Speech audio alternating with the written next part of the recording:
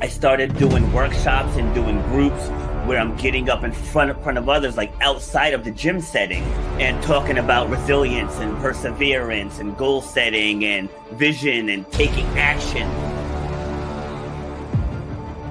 You should know what 1 hour of your time is worth. You should know the value that you bring to the marketplace. You know what your passion is.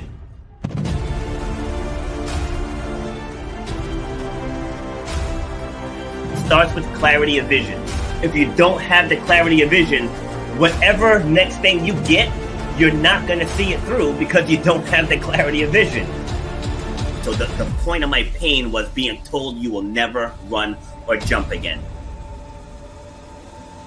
And all that stuff, I was like, you know what? Like, I want to be able to take this even bigger. If you know why you do what you do, you have to know how to charge for what you do. That's how you're going to change your life, and that's how you're going to leave a legacy for your children and your family. You got to know your worth.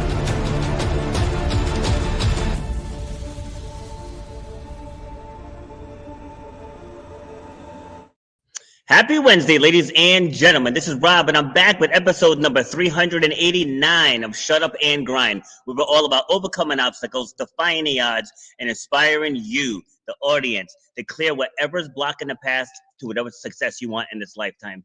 So before I bring on my guest, you guys know I have to give my tip of the day. And today I want to talk about being vulnerable. Right? People get held back a lot out of a fear of judgment. People don't want to get up and they don't want to be authentic and they don't want to share their stories. They don't want to share their pain. And this show is dedicated to, I bring guests on from all over the world to talk about how life tried to break them and how they overcame those odds. So when you tell your story, when you share your story, there's somebody out there in the audience that's going to need to hear it like only you can say it. You know, so getting control of your inner stories. Like I wrote an entire book on how to do this because when the world shut down during COVID, I started joining mastermind groups.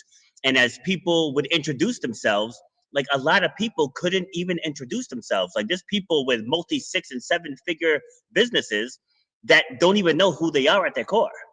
You know, so when you can just own your past, own your failures, own your mistakes, own any failed relationships, just stand up and be you. Learn from those instances, make yourself a better person, and then go and do that thing that you really want to do. All right. So today's show, we're going to be talking about from immigrant underdog to authentic rebirth. I know that's super vague, but we're going to break it down for you. And helping me have this conversation is Polish Peter Kolat. I didn't ask him how to say his last name, but he's going to be coming in to help us out. So through his 7 human drives framework, Peter helps high achievers break unconscious patterns, reconnect with their authentic self, and build businesses that support their lives, not consume them. Peter, welcome to the show. How you doing? Thanks for having me, man. I'm greatly appreciate it and love the intro that you got. You know, talk about being vulnerable, right? I think that's one of the biggest things that people avoid, and it's one of the most impactful things people can do. Yeah, because people think that other people care more than they actually do. Yes. It's like that. That's what people do. And most people, they have their own lives that they're dealing with. They might talk for, a couple minutes or so, and then they forgot about whatever it is that you thought you were so afraid of. But all right. So before we dive in, so you said you're out in Michigan. Yes, I'm in Michigan. Yep. Okay. So where were you born and raised? So I was born in. This was back in the. I'm going to date myself. Back in the 70s. So this is the last century, long time ago, right? The communist in the 70s. What are you saying? Hey, you're looking good, man. You're looking good. So that's what matters, right? Feeling good, looking good. Yes. But yeah, I was born in the communist Poland in a city called Zakopane. And I grew up there until I was 14 years old. And when I was 14 years old, I came to the United States here with no English, just a little suitcase in my hand. And I got into Michigan, and I've been living here ever since. Okay, awesome. So what was the difference between living in Poland and living here? Well, one big difference is, I don't know how much you know about the whole communism. My experience of communism back then was very scarcity-based mindset, Like yes. We had, I remember looking in the fridge and we had maybe 2-3 eggs in the fridge. And Wow. most of the time I was spending time on myself because my mom had to get 2 jobs, and my dad at the time, he was kind of an alcoholic and he was never home, and so he was, who knows where he was. So I was spending time with myself as this 7, 8 year old kid. And so it's very scarcity mindset. Never had enough or anything, so we had to hold on to as much of stuff as possible. I remember I had like this brown box, and I had maybe 2 or 3 different toys. I had this little tank, like when in the military tank, the toy that kept driving this thing all over the place. So it's a very scarcity based mindset. When I came here, one of the things that kind of, so little backstory, when I was finally on the plane and I'm flying over here to United States, first time on a plane, they played 2 movies for me. Venture to guess what those 2 movies were? This was in 91. Don't know. No? Well, one of them was Coming to America with Eddie Murphy in it. I don't think that was by an accident. I think that did it on purpose a little bit, right? Definitely. And the second one was Beverly Hills Cop with Eddie Murphy, the one with you in Hollywood. Okay. So I'm looking at this and I'm like, okay, well, you got beautiful skies, skyscrapers, palm trees. I've never seen a palm tree. Would love to see a palm tree. And now a 15-year-old kid, right? A boy, beautiful women. So I'm excited about this. And then I land in Detroit. And I'm like, okay, where's all that? But the one thing that I've noticed here, you go to the stores even, it was abundance of everything. Abundance of, there was abundance of people, right? I was from a small village, abundance of people, abundance of food, abundance of all kinds of different things. And I didn't know how to actually operate in that place at that particular time because it was kind of overwhelming. I didn't speak English either. So that's where, that was the one big difference that I've discovered between those 2 countries. All right. Yeah. So I actually want to circle back on that. First, let's find out a little bit more about you. How would you describe yourself? Well, I love the fact that you talk about, who you are and not supposed to what you do, right? Because I think a lot of what you do is to the outside and somebody can take that away from you, like it happened during COVID, right? Whereas something who you are is something within you. So the way I look at it from the perspective, I'm an extraordinary, bold leader. And I can show up with that in life, with people, with my kids, with my wife, with anybody in there. And I'm a contribution, right? Contribution to people, contribution to my family, to my kids, to anybody that I come in contact with. And by doing that, I leave them empowered to their own greatness. So if I step into this way of being, right, who I am, all of a sudden changes how I start showing up in people's life. And hopefully I can do the same here on this particular podcast with you. Great answer. So as you see, it says up here, somewhere over here, empower, that word that you just used. So I was a guest on another podcast, and the person asked me, what's the difference between empower and inspire? Now, I'm going to give my answer, but I want you to give your take on it as well. I said inspiration can be temporary. It's like you can go watch a motivational video right on YouTube, leave that video feeling rah rah wow wow, but then sit down and watch TV. So that's like inspiration can come and go. When you're empowered, you get on the train tracks, baby. You are moving and you are ready to go. So I actually should have reversed the 2 and put inspire first. So get them inspired, get them empowered, ignite that flame, and then unleash the beast. So what does that mean to you? Yeah, I would tend to agree with you on that because inspiration is almost looking from like it's a spark, right? But spark only lasts a little tiny bit. The empowered is literally, I think, shifting the way they look at themselves, shift how people see themselves, right? And when you empower them and you shift their identity or shift the way they look at themselves, now they're empowered to take on life in a different way. So it's almost like going from a spark going to this fuel that can last you for a very long period of time. In fact, can last you for a lifetime if you're empowered. Like you step into this way of being that I just talked about when you're empowered to lead people to their greatness, and it changes how you start to show up and operate in life. Yeah, exactly. So being an immigrant who was in a place of scarcity, right? You come to America and you see the abundance that's here. But I'm sure you have ears that work because the scarcity mindset runs rampant here as well. So how do you feel about that?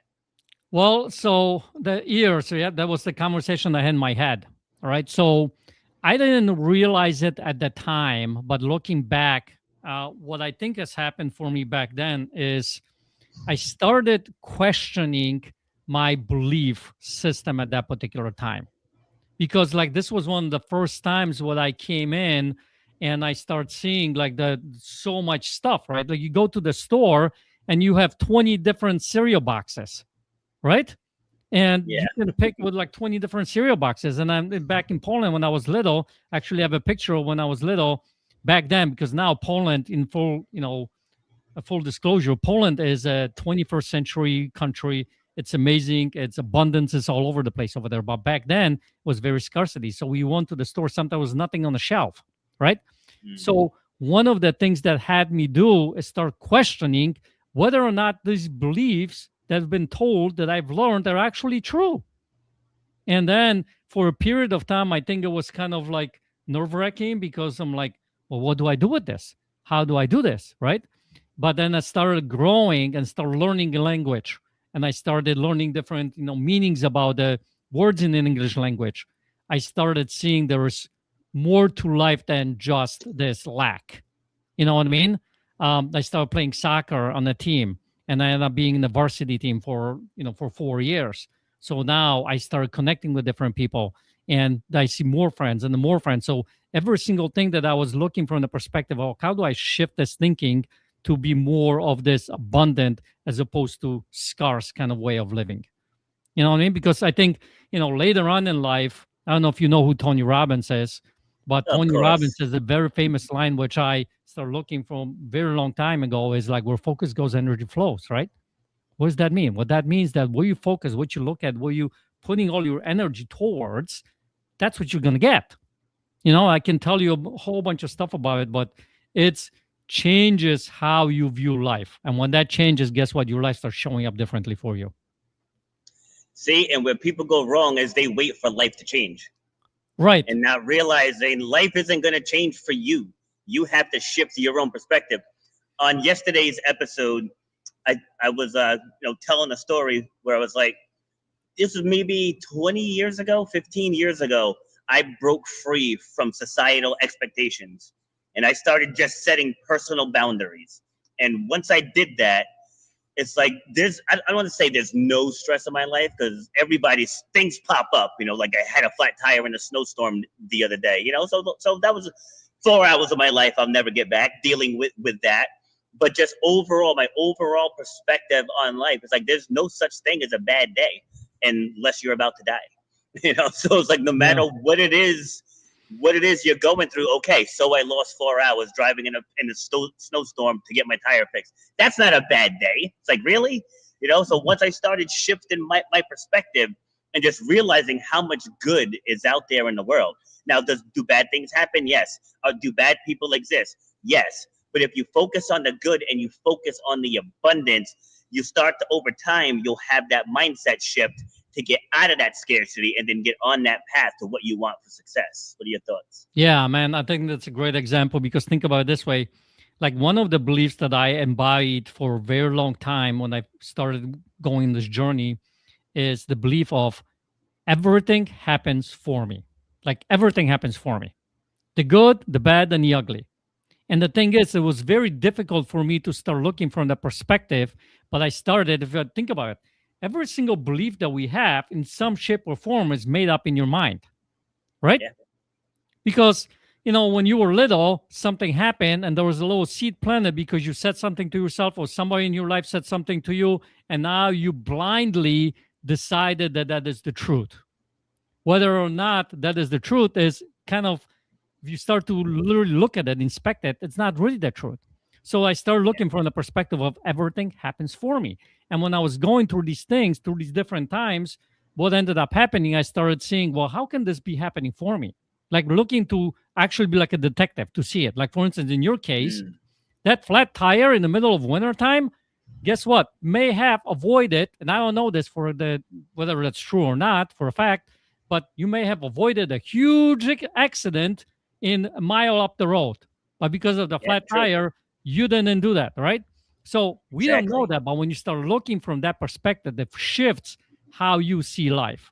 And I can give you example upon example upon example. Like something happened when I was 8 years old. Like people who read my book, because I wrote the book too, they talk about the frying pan incident I had when I was 8. I know, truly believe that happened for me. Yes.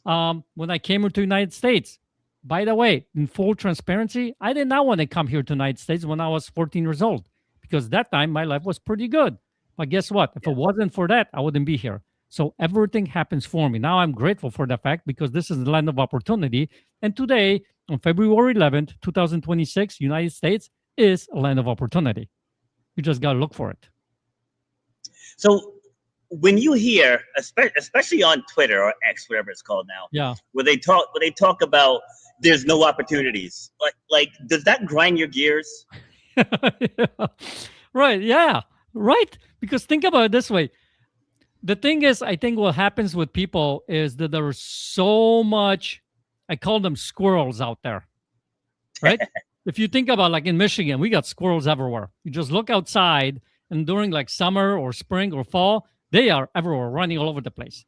So what ends up happening is gets people distracted that way. And the social media and the world, the way it's, the instant gratification, it's so created about look here, look here, look here, look here, look here, that they don't actually focus on finding that opportunity because they're constantly being distracted. So I think that's one of those things that preventing people from finding the opportunity. But if you mentioned earlier about, how we look in life, a lot of times it's about comparing. We compare constantly. Because if you look at like, I got a flat tire, I'm using you because you brought this up, but this can happen to anybody. And you compare it to this person in the middle of, let's say, Nigeria, that's living in the middle of nowhere, who doesn't even have a running water, and they don't have a food on the table at all. They haven't eaten in 4 days. Now the perspective changes, right? So the point of making is, like, I think a lot of the distractions that are happening in the world is actually preventing people from seeing that opportunity. Yeah, I agree. There's a video out. It's obviously it's a satire, but it's got this big tree, and it's just got $100 bills hanging off of it. Yeah. And it's got people like walking, staring on their phones with their headphones on. Everybody just walking underneath this tree, right? The opportunity is right there, right? There's nothing stopping you from grabbing the money, but people are reading the newspapers. They're on their iPads and walking right. And there's a handful of people that look up and like, oh, and they grab it. And such is life. And I was there myself. In the corporate, trying to work my way up the ladder, thinking that this was my only option. Like, I don't have this and that, so I can't start my own business, or I can't make myself wealthy. Like, I'm going to have to work 2-3 jobs to make ends meet. And that is so far from the truth, especially now in 2026. There's a woman who teaches people, I interviewed her on the show. There's a woman who teaches people how to make money on Amazon. And when I interviewed her, this was like a year and a half ago, maybe 2 years ago, she was celebrating her first $2 million week. Not year, not months, week. $2 million week, because she stopped to look at the opportunity and then jumped on it. Yeah, I love those kinds of examples, those kinds of stories, because, it shows that we regular, everyday people can find those opportunities if you look for them. It's funny you mentioned that money tree, right? When I came here to United States back in the day, growing up, the idea of the United States for me in my head, my little head, was that money grows on trees in the United States. And I came here and I'm like, where are the money trees? Like, I couldn't find a money tree. Like, I thought there was actually a money tree out there. But what shifted for me is the idea that money does grow on trees here. If like you just said in that example, look up and see it. I've met one time, a long time ago, this was, I don't know, maybe 10 years ago, this guy who was selling, he was making a living, he was making a business on, ready for this? People would order messages that they would send to their loved ones, or as a joke, or somebody else, that he would carve out on a real potato. He would get the potato out of the ground, he would cook whatever, and he would write a message and mail it to somebody. And that's how he was making money. So you think that, look at Chia Head. Remember Chia Head? What was the purpose of that thing? What was the purpose of that thing? and became like a multi. I don't know how many millions they made on that, right? So if you look Yep. for an opportunity, actually keep going forward with it, because most people jump ship constantly, and that's why they're not able to, Yes. end up with it. So if you just go it, you might be surprised what you come up with. I have another layer to add to that. So one of my mentors, this guy, his name is Billie Jean Shaw. Like he's like one of the Mhm. top marketers in the world. And so I've been in his programs now for a few years, but just to prove the power of marketing, he's like, I'm gonna make a nothing product, right? And he created a box, decorated it up. You opened it up, it said nothing in it, because he said, how many people do you ask, what do you want for your birthday? What do you want for Christmas? What do you want for, and they respond with nothing. Nothing. He's like, now you can get them a box of nothing. I think he charged like $40 for it, and his goal was to make $1,000,000 selling nothing, and he did it. He did That it. is He's like, so that's the funny. power of marketing and messaging. Like That is insane. so funny. That's crazy. It's funny. Like years ago, we had an event in Colorado. So after the event, we went skiing, right? And right before we went up on the ski to go up in the mountains, we stopped at local Walmart. And I walk up to this was a news to me. I walk up to one of the shelves and it says there was a bottle and they sell oxygen in it. I'm like, hold on a second here. You're selling me oxygen? Like, what? Hmm. That doesn't compute for me, right? But when you're really high up in the mountains, right, the air is really thin, you have to have oxygen. By literally, they bottle up oxygen and they sold it to you in a store. Go figure, right? I mean, That's it's insane. crazy. I mean, so we were both born in the 70s, right? So we're old enough to remember when air was free. Like if you needed air in your tires, you could Yep. just roll up to the thing and just fill it up. When water was free, when drinking out of the garden hose was fine. Now it's like they invent bottled water, so now drinking out of the hose is dangerous. It's like Mhm. they just and by they I mean I always say it's the billionaire. The billionaires run the world. So it doesn't matter where in the world you are, the billionaires are they get the governments to put in whatever they need to where they can make the most money. Like that's how politics works. No matter where you are, doesn't matter what side of the aisle you're on, because they're playing the same game. And the point, going back to what you were saying about distractions, that's where the distractions come from. Because yes, we're in America, it's a capitalist society. But if everybody used capitalism, the billionaires have no workers. Right? Just think about Right? that. Don't Right? need employees. Yeah. So right. So to illustrate that, when I spoke at a career fair, and I was asking the kids about the life cycle of a human being, and they're like, you go to school, you go to college, you get a job, you get married, you retire, and you die. This is middle school kids, Hmm. and they already have that programmed into their mind. Yep. So that's why capitalism gets such a bad rap, because they think that these people are just gonna milk the smaller people. Like the smaller people can do it, they just haven't broken free from the societal expectations. Your thoughts on that? Yeah. I mean, it's a really powerful conversation. Now, when we do our events, we talk about a similar kind of a conversation. Like, think about it this way. You get out of college, you got college debt, right? Yep. And then you get yourself a house, so you get that debt. Then you buy a car and picket fence, two and a half kids, a dog and a cat, or whatever it might be, right? And by the time you're in your mid 30s, you have $300,000-$400,000 in debt or more.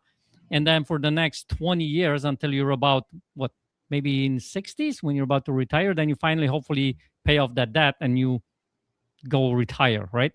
And I think that structure is kind of something needs to shift, especially with the advancement of what's going on in technology and AI, right? Yes. So, because AI is going to transform a lot of this conversation. In fact, like I read an article today in the morning about the latest release of the AI they just came out with.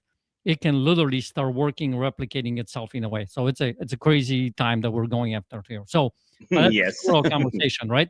But what ends up happening, there's a lot of beliefs that we have to let go of. You start like, I remember thinking that rich people are greedy. I remember thinking that rich people are bad because I was growing up in Poland. But then, you talked about the people at the top, right? Because in Poland, Yes. there was few people at the top who were good. Everybody else was poor. So rich people are Mhm. bad. Rich people are greedy. Now, I came here and started my own company or whatever.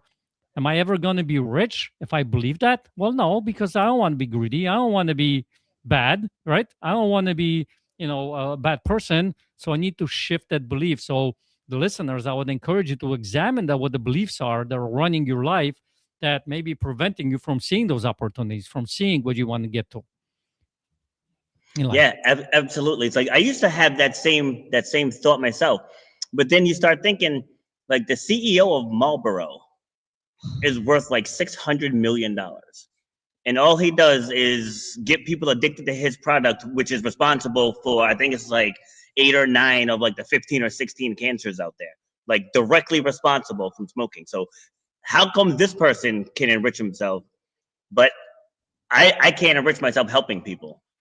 Because like people, anytime you're in any public forum live, there's always trolls, right? There's always trolls. There's Mhm. like, oh, you should just be a good person and help people for free. And I was like, well, how come they can help from harming people? How come I can't get paid helping people? Like that doesn't make any sense to me. But what are your thoughts? Well, one of the things, because I'm a coach, both business and life, and a lot of our conversation with different people. And I'll tell you this: I've done in the past when I've helped someone for free, and what has happened is the people, and I'm not knocking anybody down here because I think some people are go getters, okay, and sometimes they just need someone to kind of step up for them in that particular time if they have a really hard time in life. But for the majority of the cases, the people who are getting for help for free, they don't do anything with it. Yeah. And I think where there is money behind it, when they actually need to put something, like in pay for the coaching or pay for whatever the course is, whatever. How many times do we downloaded a PDF for free from somewhere and it's sitting on your computer and you've never actually read it, right? Guilty. Right? It happens all the time, Yep. right? But when you have to Yep. pay, think about it this way: if you for that same PDF you had to pay $1,000 for that PDF, would you put it or would you read it? It changes the Yeah. perspective, right? So, So true. and you probably take action on it, what it says in there. So it makes the difference. And when you start shifting your belief system, I think that's when you start to grow. Because I had to do a lot of that throughout life. Yeah, I actually this is the first week of a program that I just joined. $2,000. It's gonna completely help me build out my speaker business, because I was trying to do it all myself. Like you try to save money, and like you were saying with AI, like AI can do a lot of things now. It can make up high resolution photos and all this other stuff. So just trying to skip the steps. But then I was Mhm. like, you know what? Let me just I did their free. It was like a free 3-day thing. I upgraded to VIP so I could ask questions and get extra perks to join. And then it just made sense. It's like trying to do everything myself. Like, why? It's like, yes, I have a good sized platform, but nothing like hers. The woman who's running the program, like she's got millions and millions in her platform. So if I give her some money, then I'll get some access to her resources. So like it's a win-win. So why would I not do that? At the end of the day, I mean, it's $2,000, and yes, that this first week I've been very dialed in. It's like I'm not going to miss anything in that, because I probably have 50 different PDFs on my hard drive that I've never looked at. It's like Yeah. I'm definitely that guy.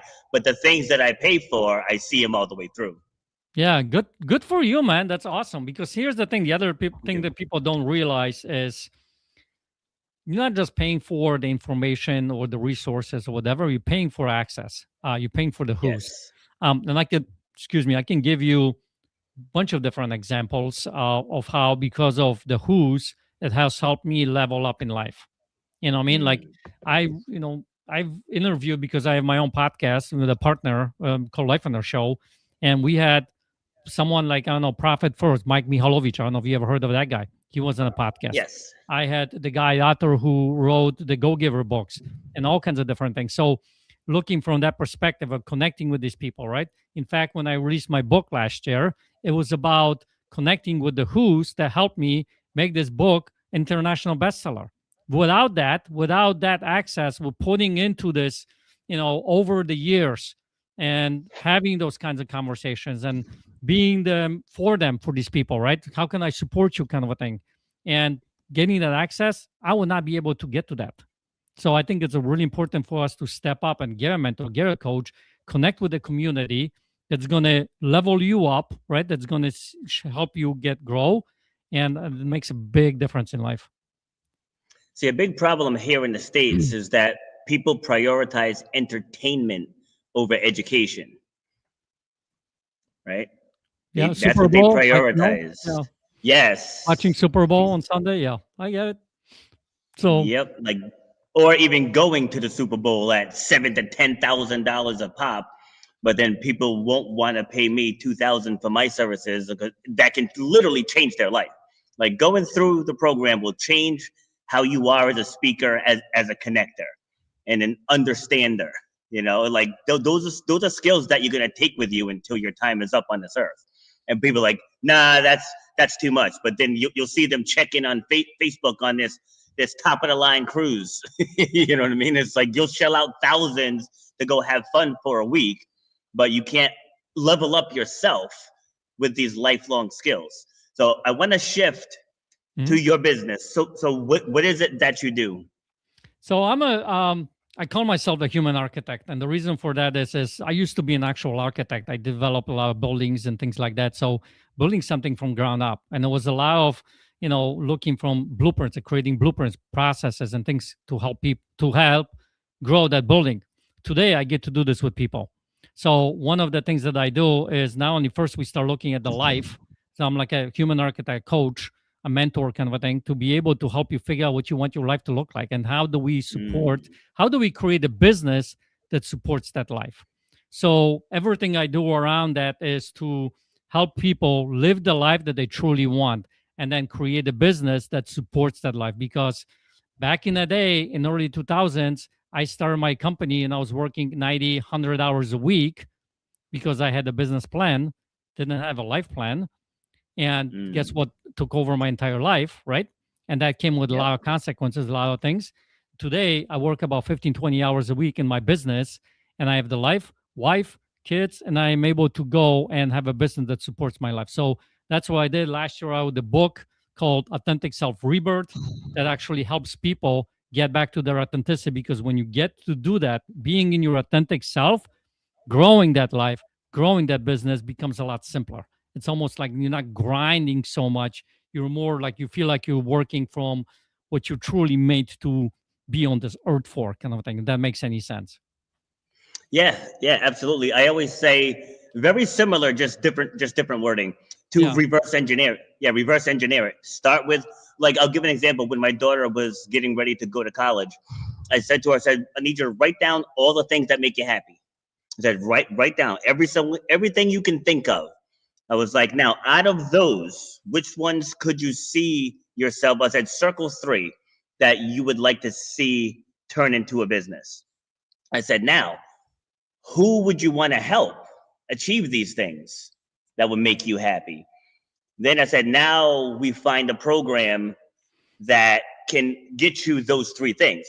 Right. So I mean, so that was to pick a career, but it's the same thing in business. I love that you said that. Like, what life do you want? Because 3 years ago I lost everything. And I was like, you know what? I'm gonna create something that to where this will never happen again. So like if we have another pandemic, or if I have get with another business partner or something, like I'm going to create something that cannot be taken from me. And I worked like a dog.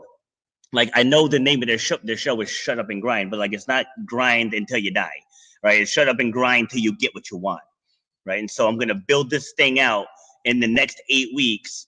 And then my goal is very similar to yours. I said I want to work like 20 to 25 hours a week and then chill the rest of the week and just enjoy life.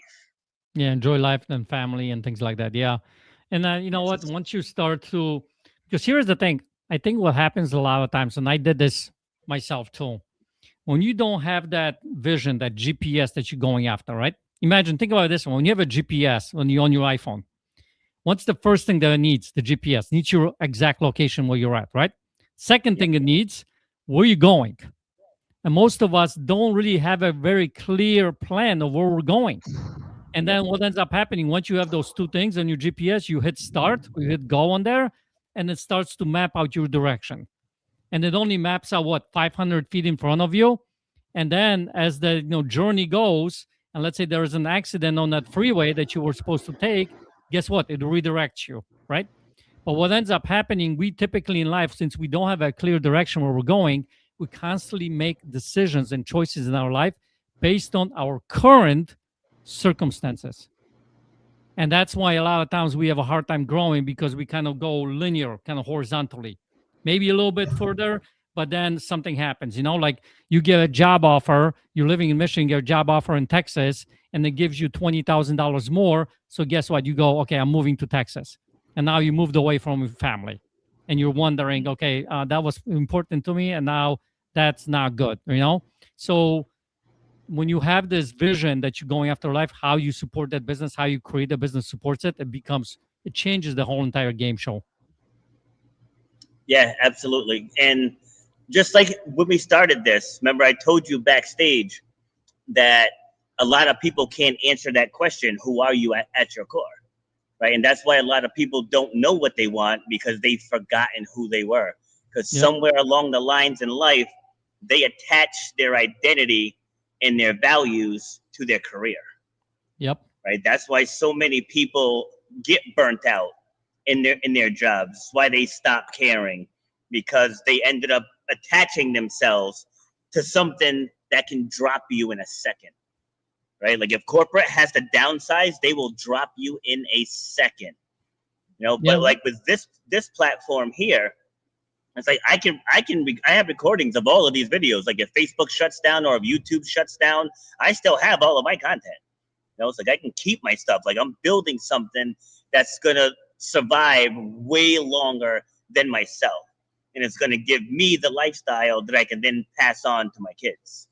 Yeah, and the other thing is, I think that's what we see a lot of times when people, working the job or whatever for 20, 30 years, and then they retire, and 6 months after that, they're lost and they're, depressed, because their identity basically was taken away with that retirement and went away. So I think it's really important to figure out who you are deep down in here. Yes, absolutely. I mean, that's paramount. That is absolutely paramount. Because it goes back to what you just said with the GPS, which is wild, because what you shared with the GPS, that's part of one of my keynote speeches. That same Very thing. cool, So man. that's awesome. All right. See, but what you said about if a road is closed, meaning when obstacles come up in life, people make rash decisions. But when you're dialed in, okay, this happened, go like me in the tire in the snow. So okay, this happened. Let's just get this done and get right back on course. Right. Whereas people hit adversity and they use that as a reason to quit, to procrastinate, whatever it is, But it's like when your vision is solid, like I said it in my intro video, if you don't have the clarity of vision, you're never going to get that next best thing. Exactly right, and then it helps you deal with life in a completely different way. You don't get upset as much. You don't get rattled by life out there. You know what I mean? Because you know what you're doing, where you're going after, and it helps you tremendously. And not only in your own life, but in relationships in your life. The people that are most important to you. Yeah. So what does the saying mental resilience mean to you? Mental resilience. I would say that means not allow the outside world to affect you. Meaning, like the way I started looking, like, remember I mentioned earlier in the podcast, everything happens for me, right? Yes. When I believe that, it doesn't matter what happens out there. It only matters like how I react. When I start looking from the perspective of everything happens for me, the good, the bad, and the ugly, now my response will be a little bit different than what would be back in the day, like 10, 20 years ago. And when you start looking from the perspective, it looks like you have mental resilience, but you have more peace. You're present in life. You're more intentional in life. Because a lot of times when people like this idea of, why is this happening to me, right? If you start thinking about, why is this happening to me? Like, in fact, in my book, I wrote, at the beginning of the book, that back in the day, in 2011, 12, I had this question, that's unanswered question that I kept asking myself. And that was, what the hell is wrong with me? So that was very outside of, me kind of a thing, right? Because I get a whole bunch of different answers of what's wrong with me, right? Because your brain is really good at giving you the answers. Guess where the answers are coming from? it's coming from the past or it's coming from somebody else out there. And it gives you all kinds of reasons. Well, because you're Polish, because you have an accent, because you're stupid, because you whatever it might be, right? And what ends up happening is it disempowers you. But when everything is happening for me, then you start looking, okay, so this particular situation, this ugly thing, how could that be happening for me? And maybe I might not see it right now in this very moment, but in the future, I will see it. So now, just if that's the case, then guess what? I can respond differently. I'm coming more from the place of peace and intentionality as opposed to this fight or flight mode or freezing or not doing anything. I hope that makes sense. Love it. We might have to collaborate down the line because our approaches are very, very similar. So in my book, guess what chapter 1 is titled? What is? There is nothing wrong with you. That's exactly. That's the very first chapter. It's like there's nothing wrong with you. You just need direction. Like people don't have direction, they self-destruct. You know, like when I first got into the speaking game, I went to talk to a speaker coach, and she's like, if you show up to speak in a tank top, you're not going to be taken seriously. And I was like, but you also believe in authenticity, right? And she's like, well, yeah. I said, okay, so I'm a fitness coach and an athlete, right? It's like I don't walk around 5 days a week in a suit and tie. I was like, so how am I being my authentic self if I show up like that? And I was actually speaking on a virtual panel. This is back in September, and I had a meeting with the host a couple of days prior, and so she's like, you know, I love everything you're saying, and you know, I think you're gonna be great for the panel. She's like, but I suggest, you know, you dress a little more professional, right? And I said, absolutely. I said, but whose profession are we going by? I said, because in my profession, this is what I wear every day. Yeah. You know, I said, this is me. So like this panel is about authenticity. I said, so I should be able to come dressed as my profession. And she had no answers for that. So she was like, okay, all right, come as you are. And not saying this to try to flex, but I delivered way more than the other panelists. You know, so it's like you can't judge the book by its cover. You know, like if you would not book me because of that, you're doing your audience a disservice. Yeah. You know what? Funny that you brought that up too, because like I had this thing when it comes to my accent. I hated my accent long time. And it preventing me from all kinds of different things, preventing me for, you know, being on stage, preventing me for speaking, preventing me from doing anything in life. In fact, I would get agitated and angry and whatever, frustrated that I would get on a call with, let's say, cable company to solve my bill, my cable bill. And so that was very inauthentic for me because guess what? I came here, learned English at 14, and up until 14 years old, I didn't know I had an accent because I didn't speak any other language. Right? But, well, I did kind of learn Russian, but there was no context in for me to figure this part, right? But the point I'm making is that when I finally learned the language and I noticed I have an accent, well, guess what? Me trying to get rid of it was kind of inauthentic because I was trying to change something that I'm not. And what ended up happening once I accepted it, that this is who I am, and start getting curious and start looking from the perspective, you know what? Maybe because of my accent, people will be listening to more curiously because I'm going to have to level up in more than what I'm saying that makes an impact, becomes curiously listening to them. I'm being curious listening to them. I'm providing a great value to them. So they'll listen to me more, you know, curiously. I'm going to show up differently. In fact, when I do events, because I didn't do any events at the time, when I do events, women are going to come up to me and say they love my accent. They're sexy. I had no proof about that, right? And then guess what? We started doing events, and that actually happened. People would come up to me and tell me about my accent and say, we love your accent, keep it. I'm like, yeah, this is part of who I am. So guess what? The weakness that I had back then that I thought I did, now I shifted it to something that's my strength. And now we've done over 100 events around the country. Nice. And guess what? And it's still good. That's awesome. I worked with a college student a few years ago. Like his mom, who's a clinical psychologist, somebody with a PhD, hired me, who is a college dropout, to work with her son. Right? So he has dyslexia, and he was using that as a crutch of why he couldn't get things, why he couldn't get hired, why he couldn't get internships. So the first few sessions I had with him, I kept telling him, you're not dyslexic. I said, you have dyslexia. That's different. Going back to what we were saying about putting your identity into something. Mm-hmm. It's like your identity, like dyslexia is not your identity. I'm like, you're a human being with hopes, dreams, and wishes who happens to have dyslexia. I said, so once I got him to buy into that, then like I looked into his resume. His resume was terrible. So we rewrote it, and I just helped him interview. I helped him sell himself. And then within, I want to say this was in less than 2 months, because his goal was he's a freelance writer. Mm-hmm. And his goal was to go into like weird, unique jobs, study them for a couple weeks, and write articles about it, which sounds great, right? Yeah. And so within 2 months, he ended up getting 2 of those gigs.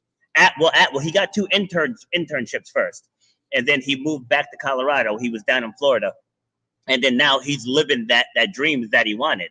But we had to remove that identity obstacle, because he said, I can't do this because I'm dyslexic. I can't have that because I'm dyslexic. It's like, that's not it. That would be like me saying, I'll never have opportunities because I'm brown skinned. Like, that's just foolish. That's foolish. You get out there, you figure out what you want to get, and you work like hell. If somebody tells me no, then you move on. There's billions of people on the planet. Like, I don't need everybody's approval. And a lot of people have to understand that fact. Exactly. I mean, I don't know if you ever heard of any Polish jokes, but there is millions of them. Okay. Yes, there are. They all go around the fact that Polish people are stupid. So if I bought into that, guess what? I would not be here. So exactly. So true. So true. All right. Is there anything else that we haven't covered that you want to throw in before we start to break it down? No, I think we had a really good conversation, man. I appreciate it. I think one of the things that people, I think one of the big secrets that people don't look at is being intentional and being present in life.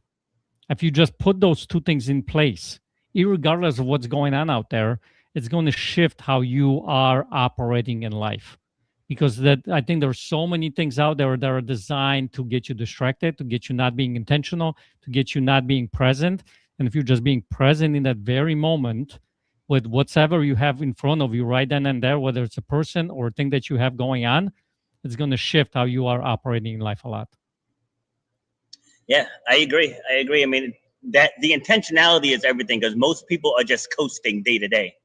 Like, it's like they're not really working towards anything. They're only surviving each day. Like, so I mentioned I lost everything 3 years ago. And when I tell you, I was working like 80 to 90 hours a week. Like, I was like, I'm going to make certain that this never happens to me again. Mm-hmm. Now, my plan isn't to do that forever, right? My plan was to dig out of the hole, rebuild my credit, had to get a car again, had to be able to provide for myself again, and all while creating this speaking program. So it's like, there were days I would get up at 4:30 in the morning, and I wouldn't go to bed until after 10 p.m.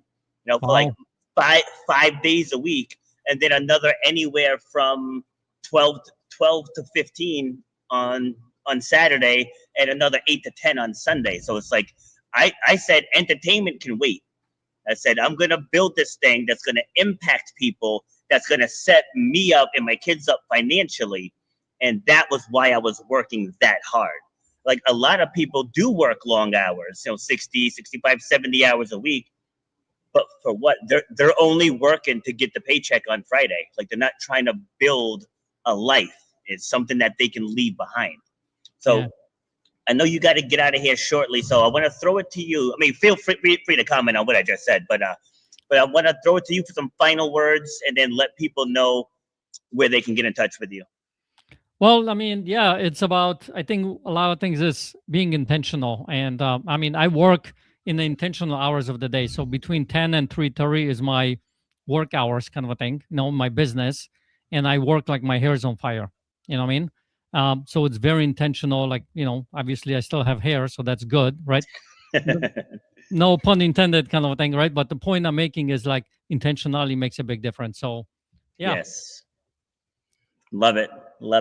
So I do panels. If you're interested in coming back and being on one of the panels, I usually invite 6. So this particular one, 4 of them came, but I invite 6. and we pick one topic.